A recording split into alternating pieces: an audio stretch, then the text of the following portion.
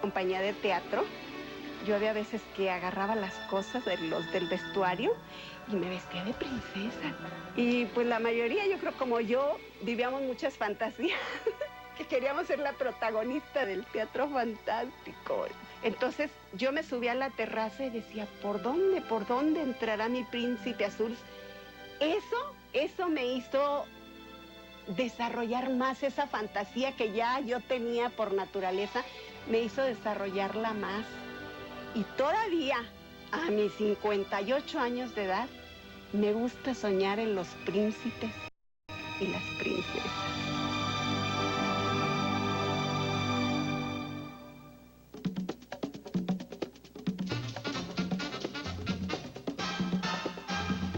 ¿Qué le pasa?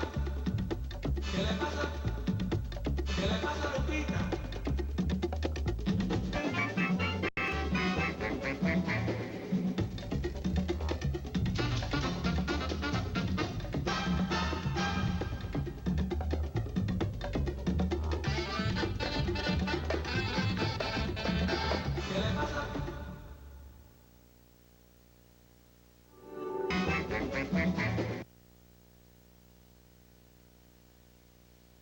Enrique nace en Mazatlán, Sinaloa, porque su madre era de Culiacán, de Sinaloa, y quería que Enrique naciera en Mazatlán. Vienen a México en buena posición.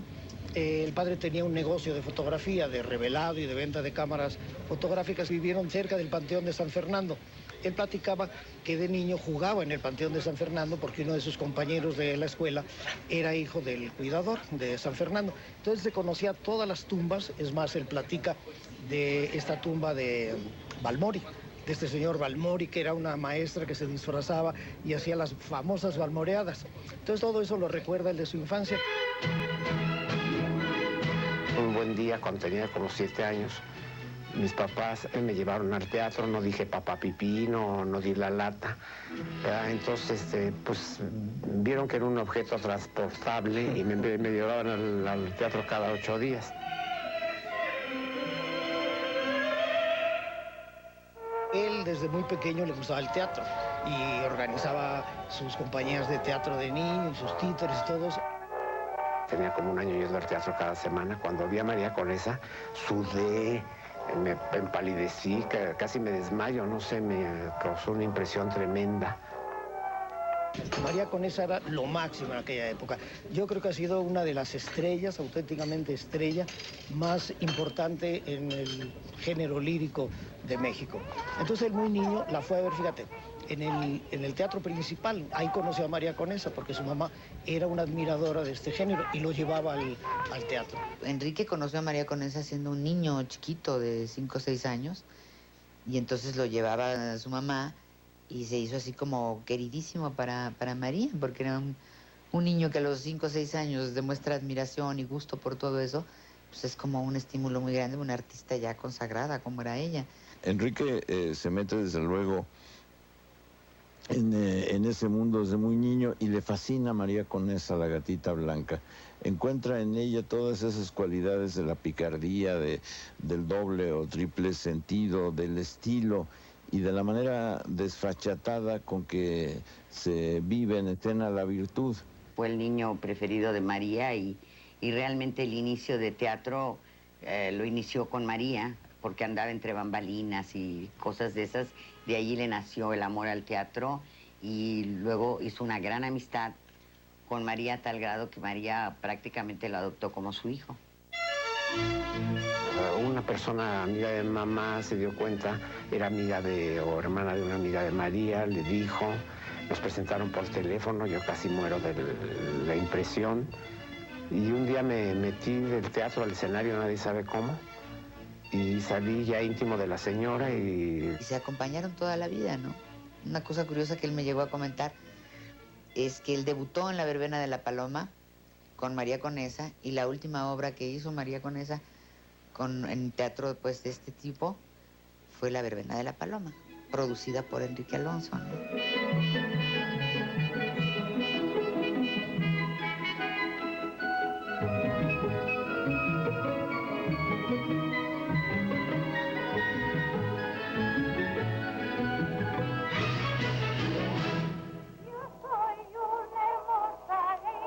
porque yo me iba desde el ensayo de La Conesa el sábado y el estreno y estaba metido en los teatros. Entonces dije, voy a ser actor. Y mis papás se rieron mucho, pero cuando ya vieron la de verdad se preocuparon mucho, porque además de que era dizque una profesión de vagos. Obviamente, el papá, que era un señor serio pues, del siglo antepasado, ¿no? Pues no estaba de acuerdo con que el hijo se dedicara al teatro, como pasaba por lo menos con todos los papás. Ahora se enorgullecen los padres de llevar a sus hijos a que hagan aunque sea un beat, ¿no? Entonces era de muertos de hambre, de drogadictos, de esto, del otro. Siempre le ponían trabas para que hiciera teatro, pero le exigió que estudiara algo decente. Y entonces Enrique estudió comercio, pero al mismo tiempo él seguía haciendo sus pininos de teatro, montó una compañía de teatro de aficionados, donde hacían sobre todo obras de aquel repertorio de Dueña y Señora, La Enemiga, todo lo que era el melodrama español, que era lo que estaba de moda. Mi papá es el que debió de haber sido actor, era muy dramático, de verdad. Entonces yo mi apellido Fernández de Yaeche, pero me puse Alonso porque mis papás no me daban permiso y así yo tranquilamente iba a trabajar y trabajaba Enrique Alonso, nadie sabía quién era. Cuando mis papás se dieron cuenta y me tuvieron que dar permiso, ya era yo bastante famosito, ¿verdad? Muy dado a las cosas retóricas. Me dijo, ¿desde cuándo te apellidas Alonso? Le dije, desde hace un año, ya por favor dejen de molestarme. Cuando ya él pudo hacer teatro por su cuenta y ya independiente, buscó a María Conesa lo fue metiendo, aunque fue muy difícil para él. Él lo platicaba, las dificultades que tuvo, que la gente no daba oportunidad a un desconocido, a un nuevo, ¿no?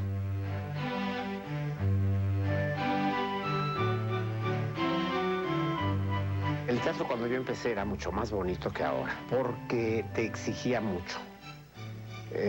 Tú en los teatros en México se estrenaba todos los sábados. Cada semana se hacía una obra nueva.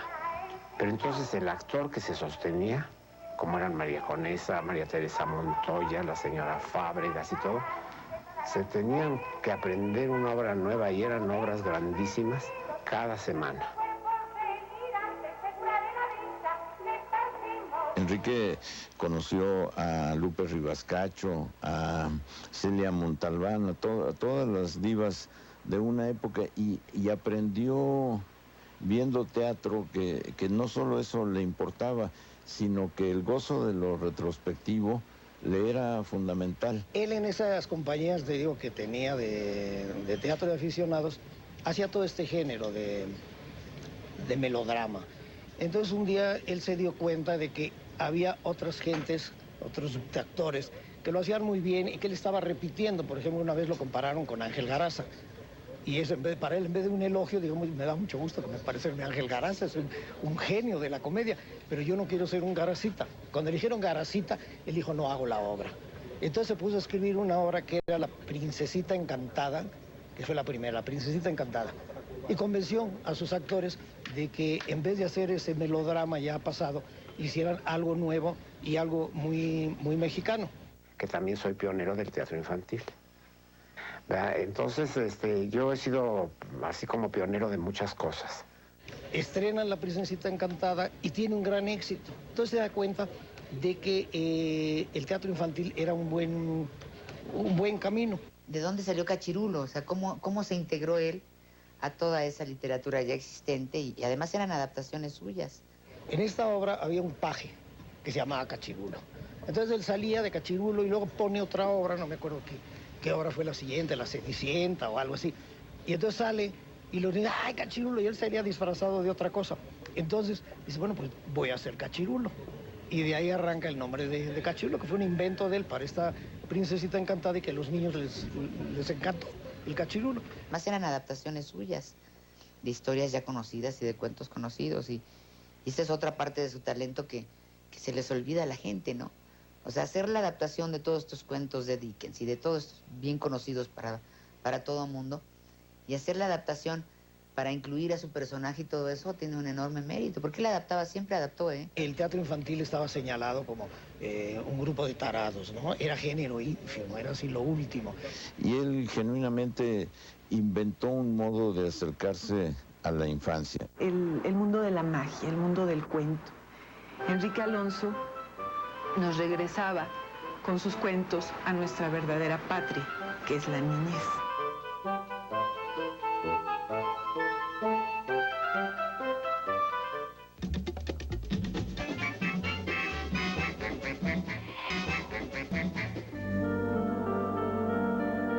Estuve en la televisión desde su mero arranque, con el programa Teatro Fantástico, que lo sacaron de una temporada de teatro infantil que yo hacía. Y empieza la televisión, y entonces en la televisión lo mandan llamar o algo así sucede, y él hace su primer programa y comienza a tener pues un éxito que no jamás lo pensaron, jamás pensaron. La actividad del domingo, todo lo que estuvieras planeando, haciendo, llevando a cabo, se interrumpía a las 7 de la noche automáticamente, ¿no? Para sentarnos a ver Teatro Fantástico. Hubo mucha gente, y ahí consta, que compraron su televisor gracias a Teatro Fantástico, porque alquilaban las sillitas en una vecindad, donde quiera, a 20 centavos. No había televisión en México. Pagaban 20 centavos por ver la televisión a las que tenían televisión. Entonces metían todos los chavos a ver el programa Teatro Fantástico a las 7 de la noche. Todos los niños a la hora del programa se desaparecían porque se iban a ver en la televisión, donde estuvieran. No, si andaban jugando en la calle se metían a ver el programa. Y en ese momento era el programa de los niños, ¿no? Del trenecito, chucu, chucu, chucu, chucu, chucu, chucu, chucu, lo anunciaba el Chocolate Express, ¿no? Bueno, y muchas gracias, amigo Bisonte. Eres muy bueno, ¿eh? Adiós, adiós, extranjero. Si tú querés salvar a muchacha rostro pálido, apresurarte, que la sierra del aserradero va a partirla en dos. ¿Qué dices? Eso dijo, perro oloroso. ¡Oh! Adiós, extranjero. Pues era el espectáculo número 1 para niños en la televisión. Tenía toda la importancia que se merecía. La verdad creo que Enrique hizo un buen trabajo. En ese entonces se hacía en vivo.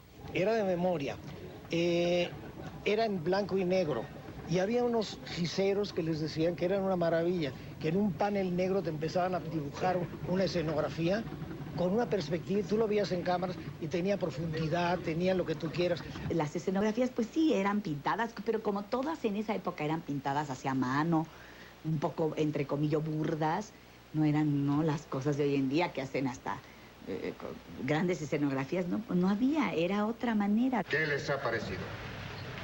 Debes ser muy dichoso al tener una prisionera así.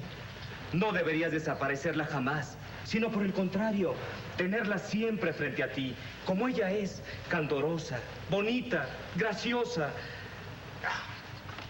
Estás equivocado. La luna no es nada de eso. Es todo lo contrario.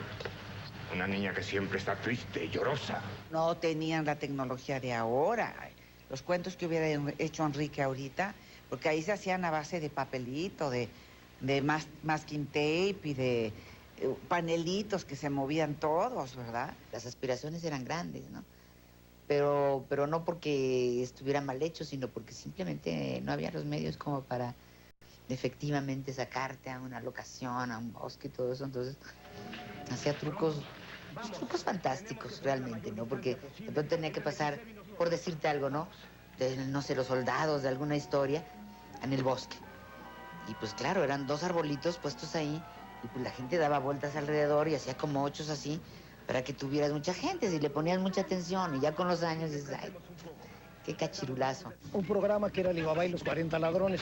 Nunca íbamos a hacer 40, pero había unos cuantos árboles y desfilábamos los 6 o 7 que éramos, pasábamos frente al árbol, nos cambiábamos, poníamos otro turbante, volvíamos a pasar hasta que se viera que había muchos ladrones, los 40 habían desfilado. Entonces todo eso despertaba la imaginación de la gente, se daban cuenta de que era cartón, pero entraban al juego. Cuando uno ve Cachirulo dice, no puede ser, dan vuelta al mismo árbol. Funcionaba para los niños perfectamente porque el universo infantil funciona alrededor de un árbol, es la fantasía de un niño. Para el adulto resultaría un humor involuntario. Creo que eso tenía un encanto que se ha ido perdiendo. Ya la gente no tiene imaginación para creer en algo que estás viendo y que no es cierto, ¿no? Ahora te lo tienen que dar muy real, ya te lo tienen que dar digerido. El grave defecto de los cuentos de hadas es que no tenían efectos especiales con lo cual pues ya sin efectos especiales, ¿para qué quiere uno la imaginación? Ahora parece que hay un proyecto de hacer que los sueños ya tengan efectos especiales.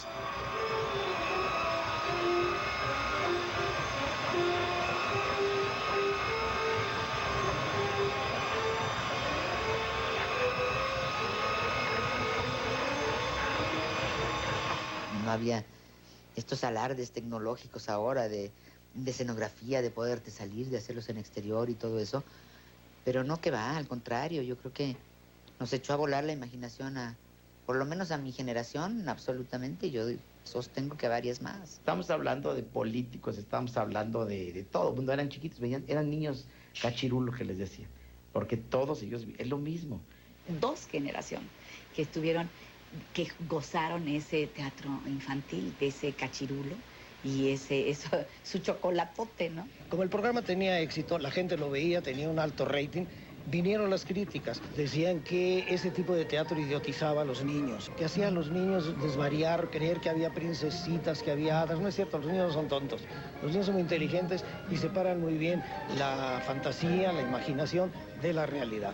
Niño que no veía el cuento de Cachirulo, el domingo, llegabas el lunes a la escuela y estabas segregado de la conversación, ¿no? Yo creo que así de importante fue para los niños de esas generaciones, ¿no? Yo fui niña cachirulo total, me moría por ver el Teatro Fantástico. Para mí era lo más importante de la semana y si no lo veía no tenía nada de qué hablar con mis compañeros en el kinder o en la primaria. Aurorita Alvarado es la que hacía todas las princesas. Casi siempre. Una cara espléndida, bellísima muchacha. Y ella, pues, todas las princesitas las hacía ella. Yo decía, ay, que se enferme para yo ser una princesita, ¿no? Todas las princesas y todo. Y yo dije, bueno, pues yo también podría ser, aunque sea la hermanastra de Cenicienta, ¿no? Y yo con mi pelito güerito y mis ojitos azules, dije, pues podría ser la mala, lo que quieran, pero yo quería trabajar ahí y nunca se me hizo. Nunca se me hizo. Era muy importante de pronto participar en Teatro Fantástico con Cachirulo, muy, muy importante para uno como profesional, ¿no? Ya sentías que de verdad sí estabas en terreno profesional, ¿no? Ya con los grandes en ese momento de la televisión. Y grandes figuras que hoy en día yo sé que han trabajado, que trabajaron de niñas, como María Rojo, que creo que le tocó trabajar con Enrique, y así, innumerables actores y actrices que hoy en día son grandes figuras. Y se foguearon, empezaron y aprendieron el oficio. Él era la estrella del programa, él era el productor, él era el director, él era todo. Él era todo. Entonces ya el personaje entraba de Enrique. Pero me parece muy interesante cómo lograba siempre incluir a Cachirulo, ¿no? En sus historias, de una forma o de otra. Aparecía de pronto Cachirulo ayudando a solucionar todos los asuntos. Eran muy clásicos. El villano, el príncipe, el rey gordo. Luego salía él y hacía un personaje especial que se había escrito, obviamente. ¡Perlita! Gracias a Dios que no te ha pasado nada, ¿eh? Ay, Cachirulo, mi héroe. Por fin llegaste, estoy muy agradecida, Cachirulo. Pues sí, pero fíjate que si no ha sido porque los... ¡Ay, yo! Ya dejémonos de tonterías, que si no eso te va a partir en dos. Para ahí. Acá, ¿dónde? Atrás, Cachirulo, ahí. Ya. Le avisaron antes de entrar al aire, hoy es el último programa, ni te despidas. Entonces Enrique dijo, pues sí me despido, ¿verdad? Sintió que se le había caído pues, el trabajo de una vida, 17 años es muy importante. Yo creo que se quitó antes de tiempo ese programa, porque ese programa podría haber seguido tranquilamente, porque pues, yo vi que lo quitaron muy prematuramente. Al día siguiente ya estaba montando un espectáculo y con la misma gente que había trabajado con él ya estaba presentándose en los teatros y salió adelante.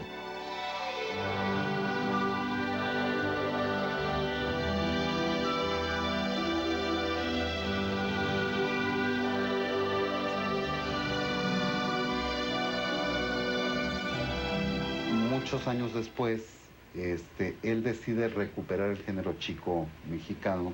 ¿Por qué chico? Por la duración, no creas que chico porque menor importancia. Se llama un género chico porque eran obras cortitas, ¿no? Las tandas pues eran cortitas.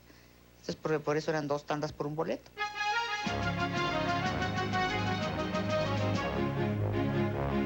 No me casaré con viuda no me casaré, por cierto, por no ponerle la mano donde se la puso el... Él tenía los decorados y la ropa original de María Conesa, que todas usamos en 2 tandas por un boleto.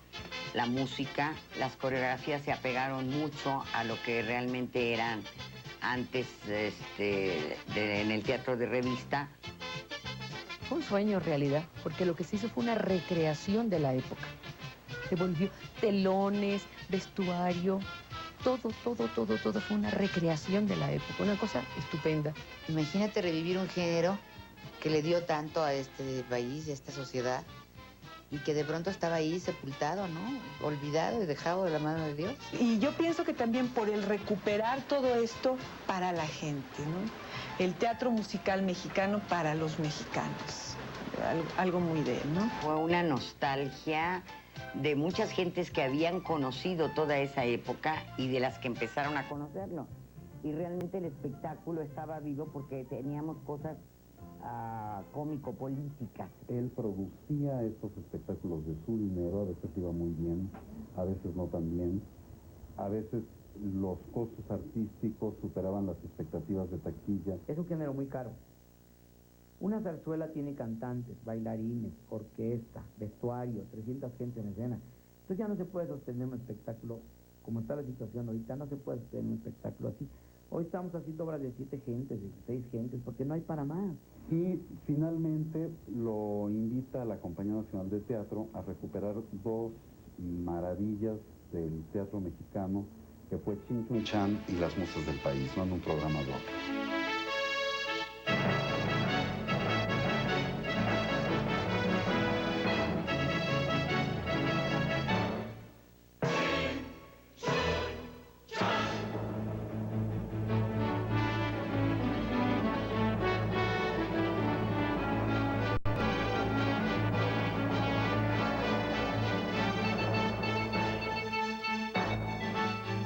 La de él ha sido una vida de entrega total a su trabajo.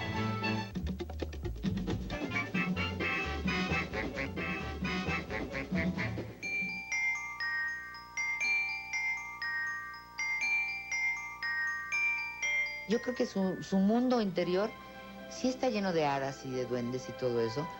No sé hasta qué punto hayan influido sus cuentos en su vida y que piensa que sí, de pronto hay hadas y que de pronto hay demonios, ¿no?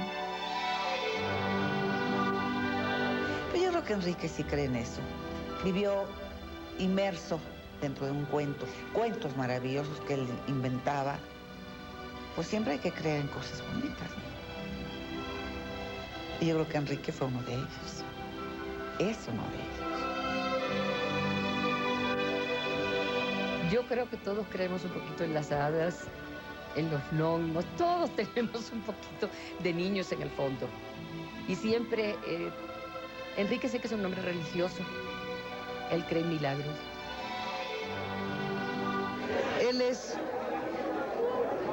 algo así como la sístole y diástole del corazón, porque él me enseñó que el tiempo del cabaret es alegre, y creo que ese es el tiempo del corazón también. Espero que cuando ve este programa sienta el amor, el cariño, el agradecimiento y el respeto que siento por él, y que para mí trabajar con Enrique fue inolvidable.